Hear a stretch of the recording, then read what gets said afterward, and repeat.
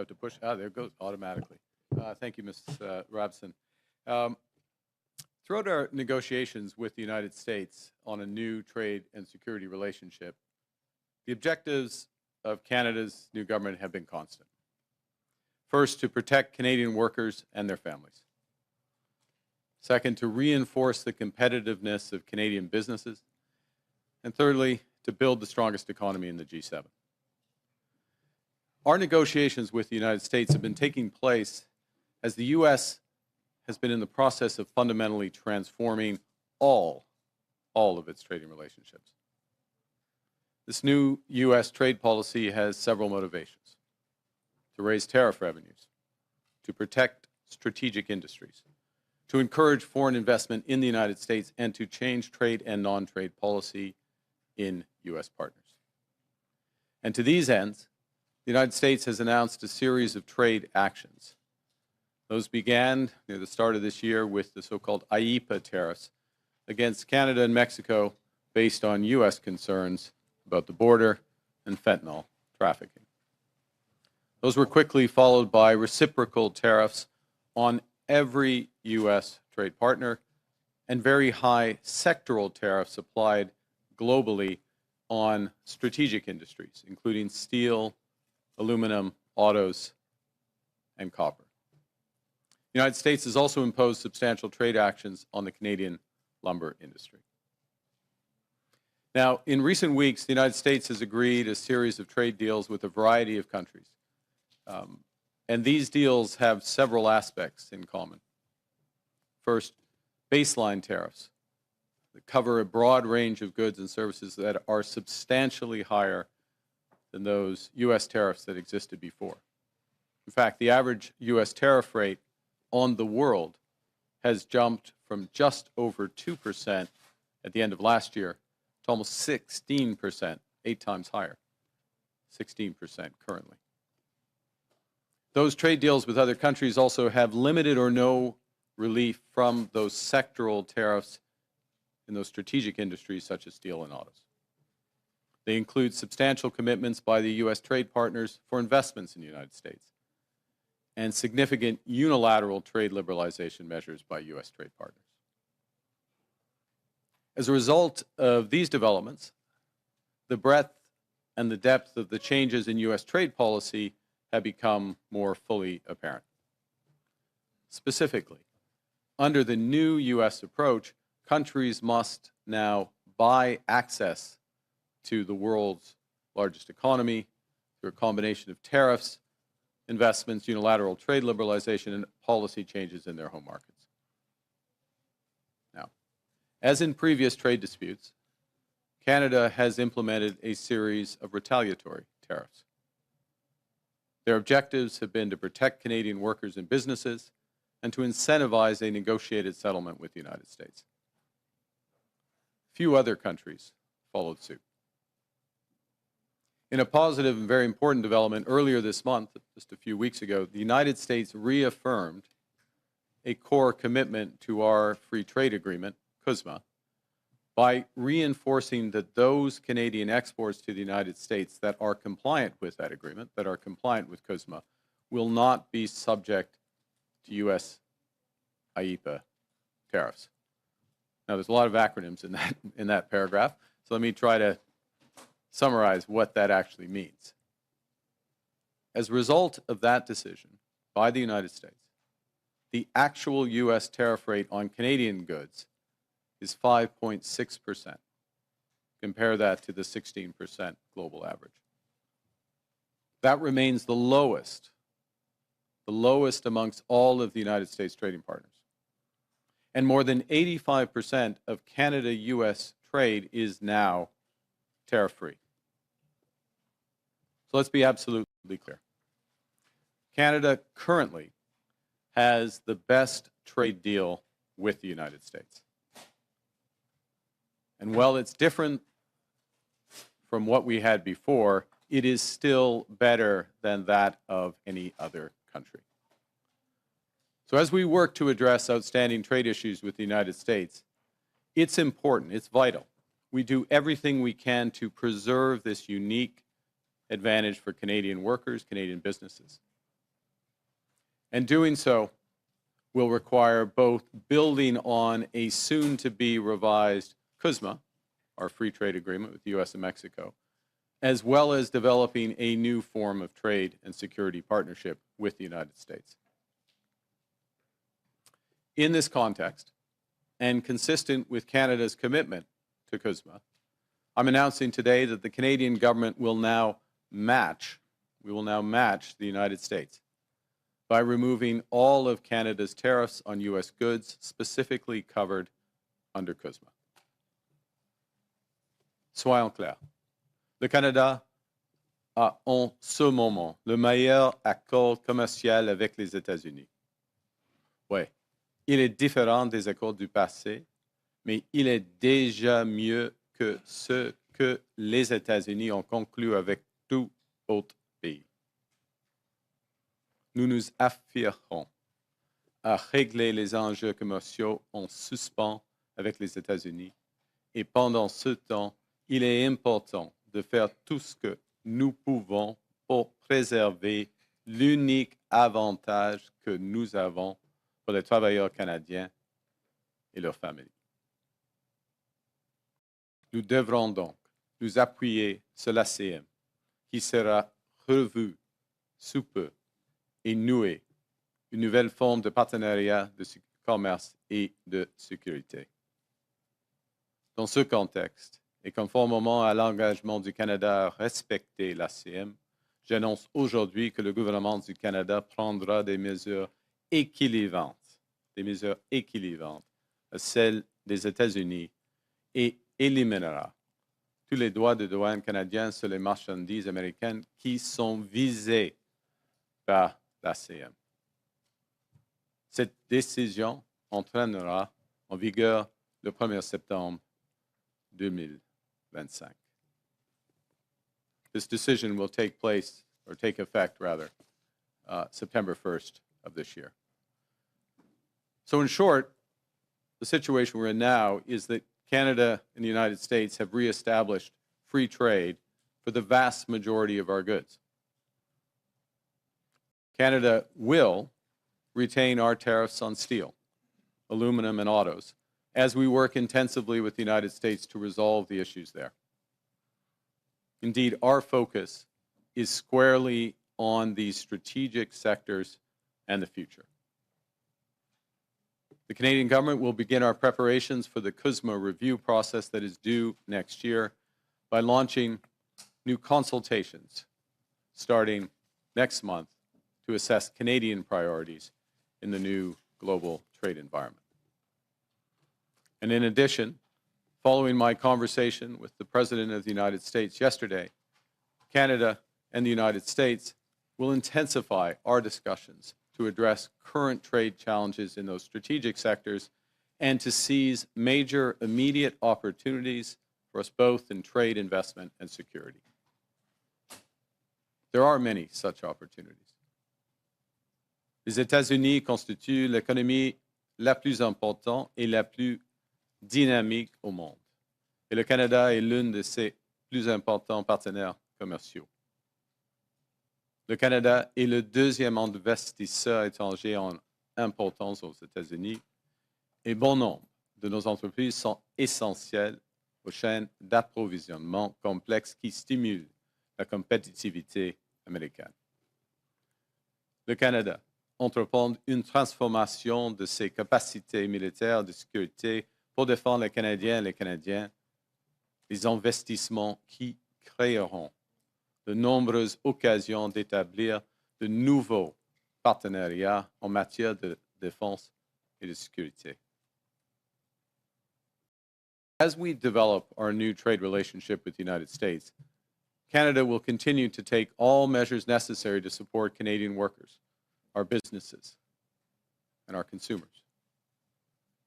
To address challenges in strategic sectors from agriculture to autos, the Canadian government will soon announce a new comprehensive industrial strategy that protects Canadian jobs, boosts Canadian competitiveness, buys Canadian goods, and diversifies Canadian exports. In parallel, we are focused on building our strength here at home, building Canada strong. The Canadian government will soon select the first in a series of new nation-building projects that will connect and transform our economy. We will catalyze investment and create higher-paying careers through our new defense industrial strategy. We'll transform Canadian strategic sectors that are being severely impacted by U.S. trade. We'll work to double the pace of home building in Canada, and in the process, create a new Canadian housing industry. And we will develop new and stronger partnerships throughout the world. For decades, as a result of a series of trade agreements, starting with the Free Trade Agreement of the 1980s, the Canadian and the U.S. economies have become steadily more integrated, continually more deeply connected. As I've emphasized in recent months, that steady process of integration is now over. And as a result, some of our historic strengths have become vulnerabilities.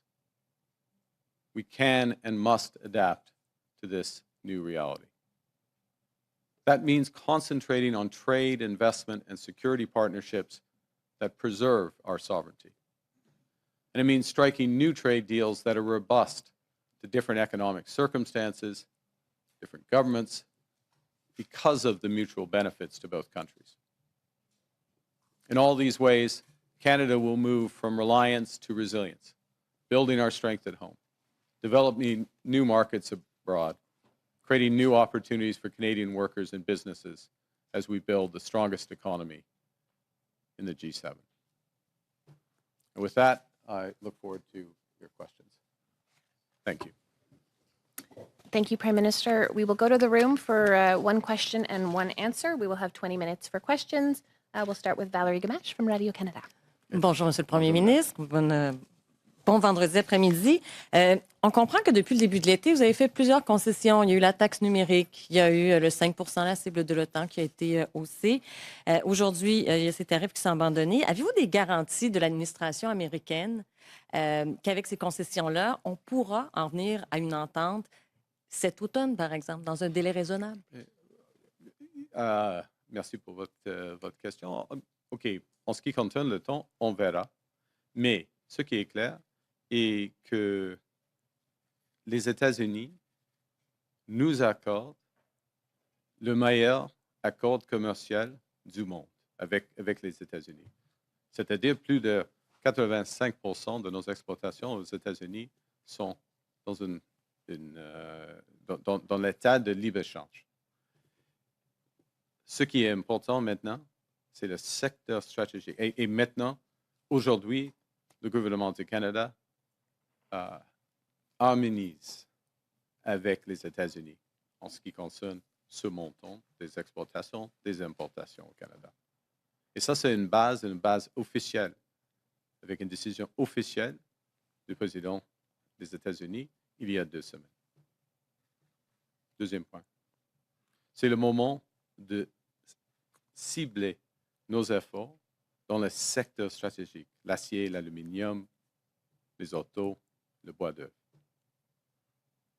Et il y a une possibilité, il y a l'occasion d'avoir un accord stratégique avec les États-Unis, un partenariat économique et de sécurité avec les États-Unis qui concerne les secteurs, ces secteurs-ci, avant la revue de l'ACM.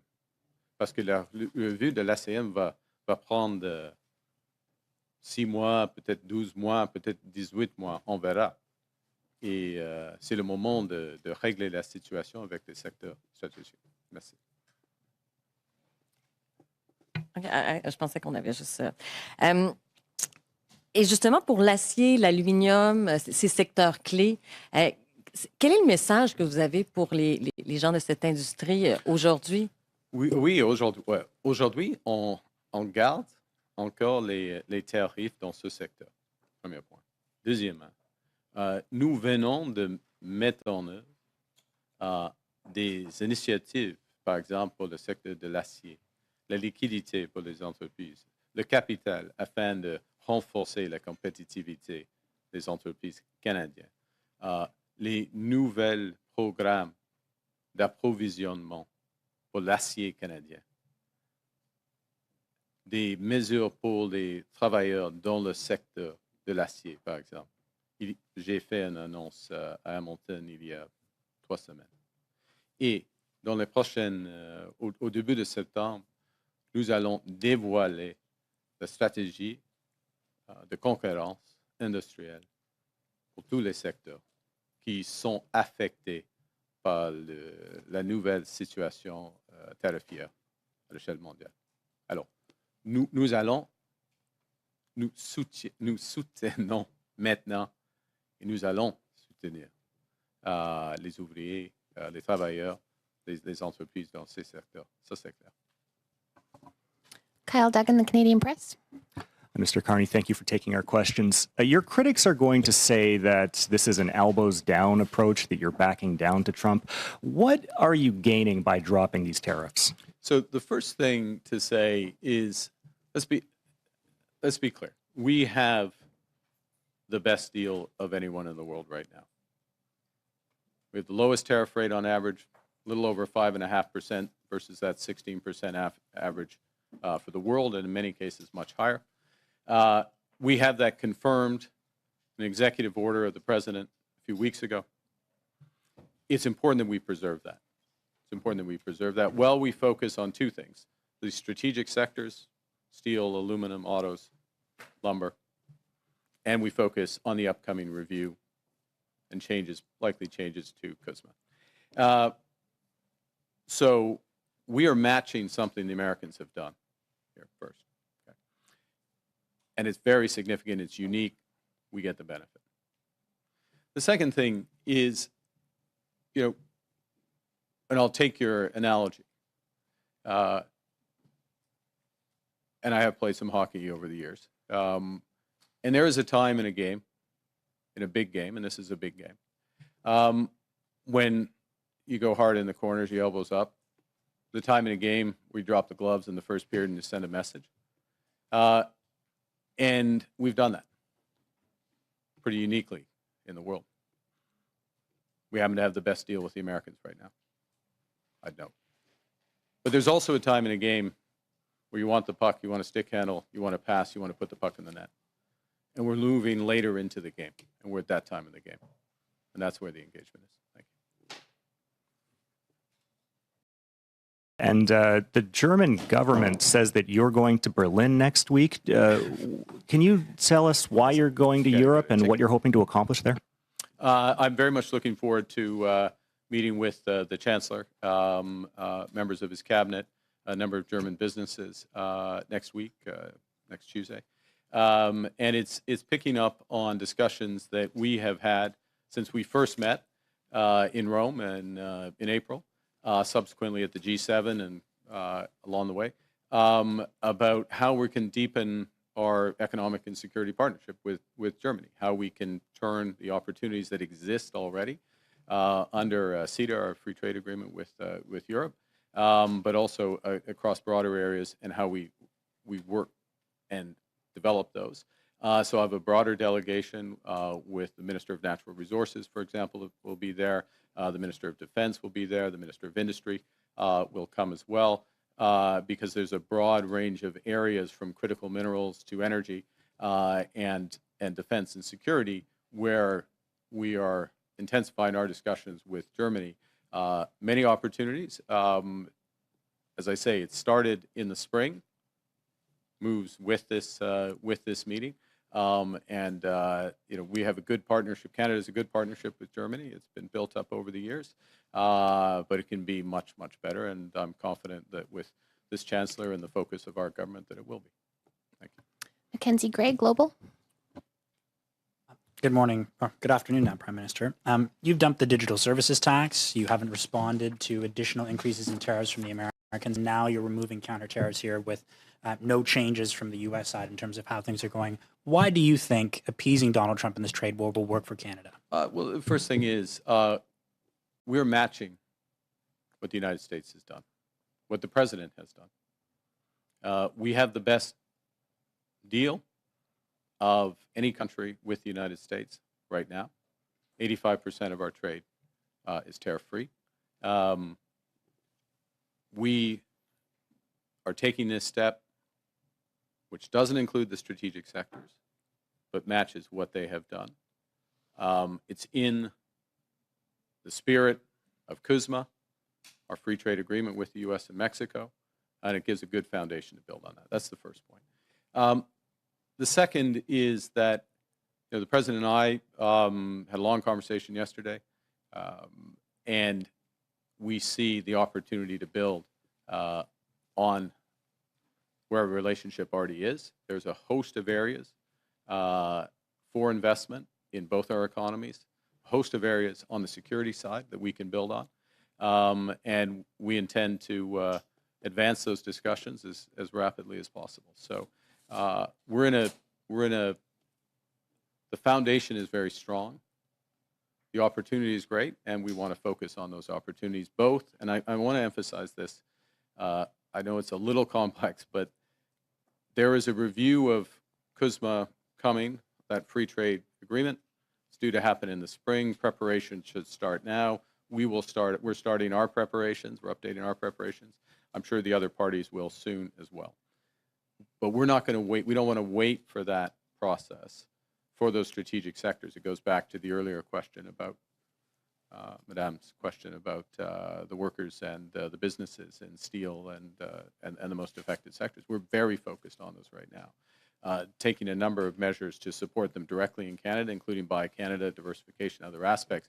But of course, part of this is getting to a better balance with the United States, and that's the immediate discussions we're having. Pretty much every stop during the election, you referenced elbows up and saying that was going to be the strategy you take with the Americans. You also consistently said that Donald Trump was trying to break us so he could own us. Your new argument today is that Canadians should accept basically the best of a bad deal. What's been the change? Wait. I reject the premise of that question, or your characterization of what I'm saying. We have the best deal with the United States right now. Okay, we have the best deal. Look at the numbers. Our tariff is 5.5%. We have 85% of our goods are free trade. It's not what we used to have. Nobody has a deal with the United States that they used to have. Nobody does. They have fundamentally changed. It's their right. We respect it. They have fundamentally changed their trade policy. They have new objectives. And they haven't just talked about those objectives. They put in place tariffs, and they have signed a series of trade deals, including with the European Union, including with others, that have put those into effect. Okay? So we're in a position where we have held out, not signed a deal that we don't agree with or that we don't think is in the best interest of Canadians, but and focused on, and we will remain focused on those strategic sectors to the best interests of Canada first. Of course, America will focus on the best interests of the U.S. But we do so from a position where we're respecting, with this decision, we're respecting our agreement with the United States, and we are matching what they have done.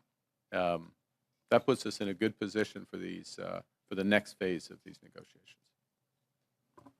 Rachel Haynes, CTV. Hi, Prime Minister. Hi. Rachel Haynes from CTV. I'd like to ask you a little bit more about what you're saying about this matching the U.S. deal or what U.S. has put on Canada. In fact, it's only matching the goods under CUSMA, but in other areas, we're not matching the U.S. at all. They have 50% tariffs on our steel and aluminum products, but we only have 25% tariffs in return. Are you going to raise those tariffs to match that? We're not raising those today. We've matched the tariffs on autos, similar structure as the U.S. We do have a difference between our tariff on U.S. steel and our tariff on U.S. aluminum. Those are part of the intensive discussions that we're underway right now. Is that something that you'd look at in the future? And also, we will look at. I'll give you three questions. I'll give you a short answer to that, which is that we'll look at everything. We look at our industry both in terms of how we support their retooling, their investment in the industries, liquidity for today, helping their workers, buying Canadian, diversifying markets, but of course trade policy. including with the United States, is part of that. But we're engaged in discussions with the United States about exactly those sectors. And that's what we want to advance to the benefit of our workers and our economy. And I'll make this Yeah, extra take it. follow-up Go quick. very quickly.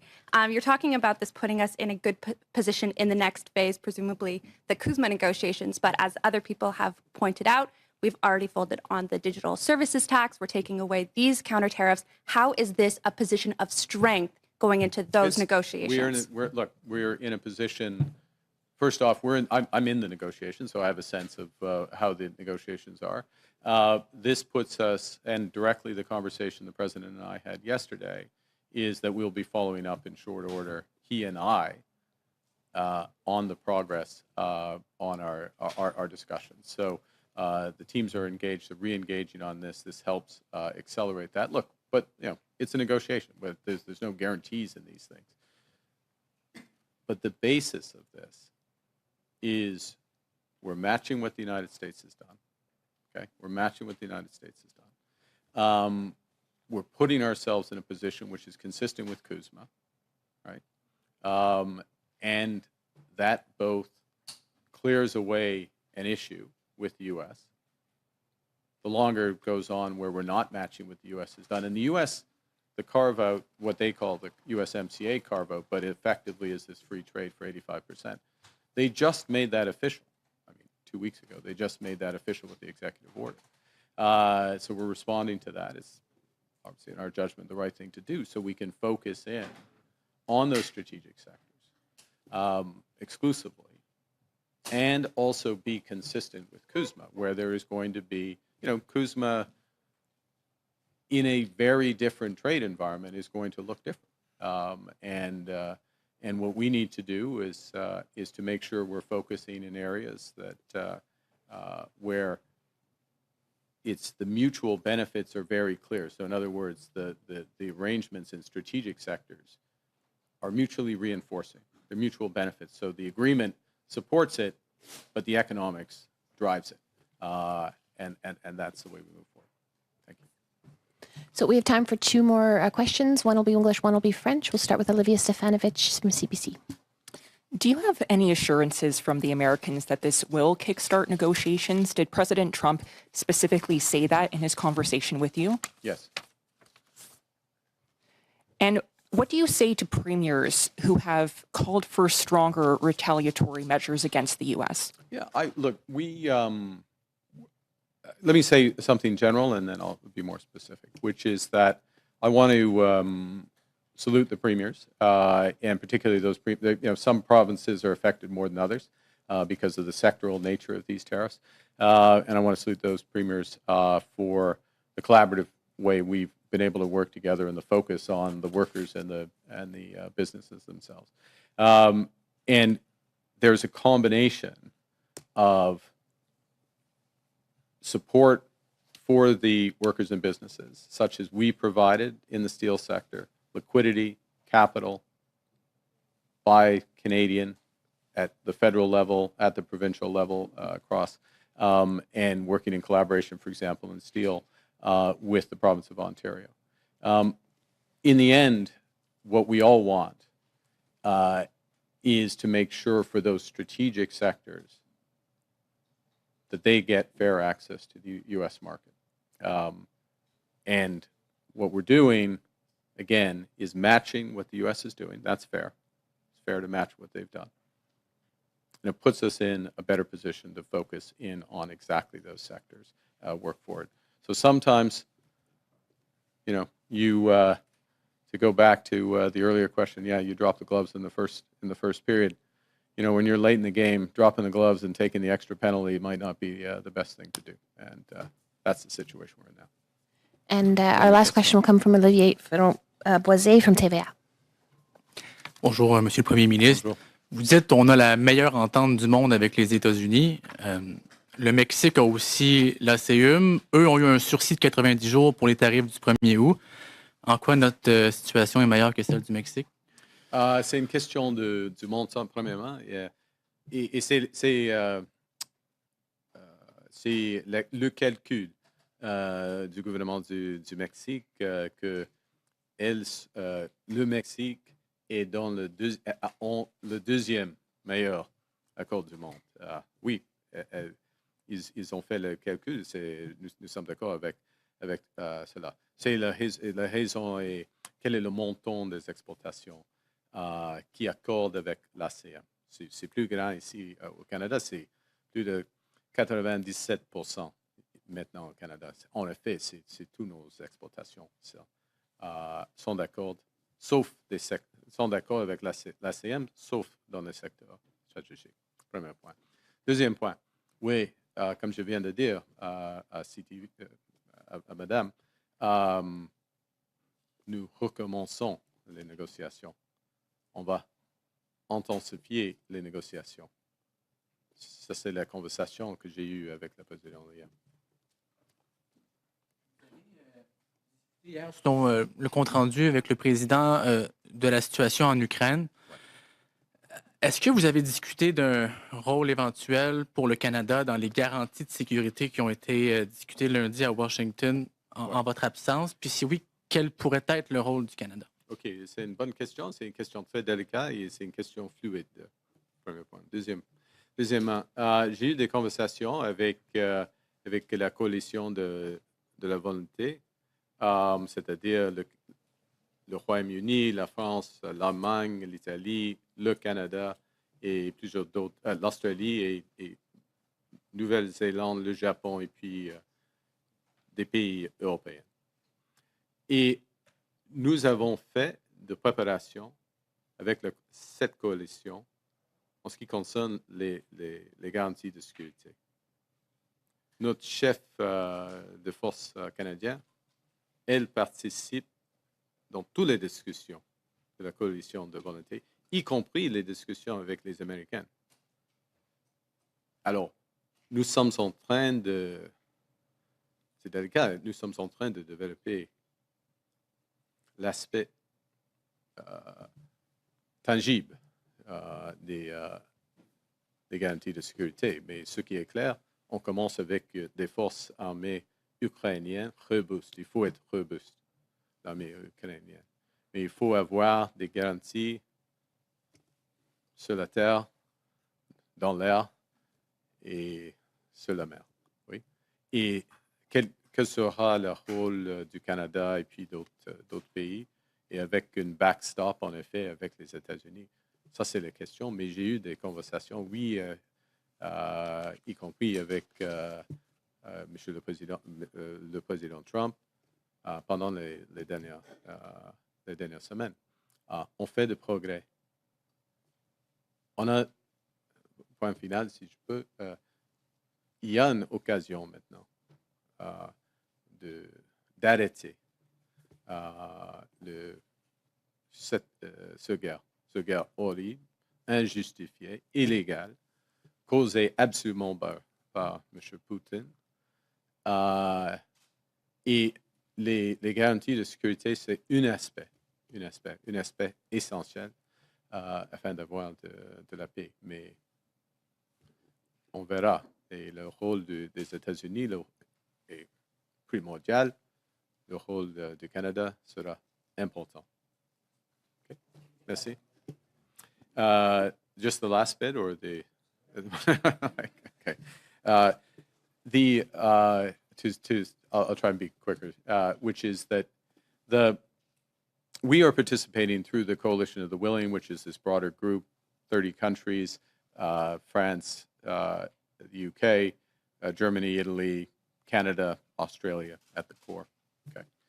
We've been participating in that for several months. Our Chief of Defense Staff has been participating directly in the smaller group within that Coalition of the Willing that is developing models for security guarantees, as has our National Security Advisor. And our Chief of Defense Staff, National Security Advisor, have been in contact with directly with their American counterparts on exactly these issues as well, the modalities, how this would work. It's a fluid situation. It's a delicate situation, so I'm not going to describe specifics, except to say that obviously it starts with any security guarantee starts with a robust Ukrainian army, And that means weapons, that means training, that means viability. And we're talking about after some cessation of hostilities. Secondly, it means that there has to be security on the land, in the air, and in the sea.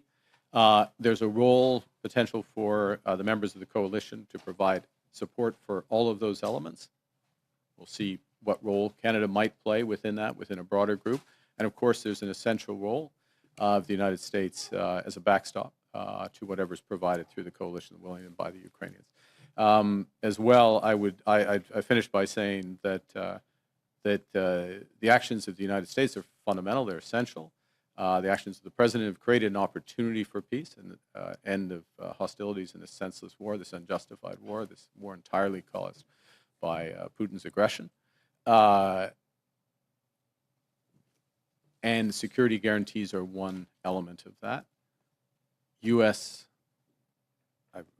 guess shockingly, I repeated myself. The U.S. being essential there. But Canada having an important role. Canada has the potential to have an important role. So we're very engaged in these sets of issues. And I think the final component was the President and I have exchanged views in and around this. We'll continue to do so. Okay. Thank you. That concludes today's press conference. Thank you very much.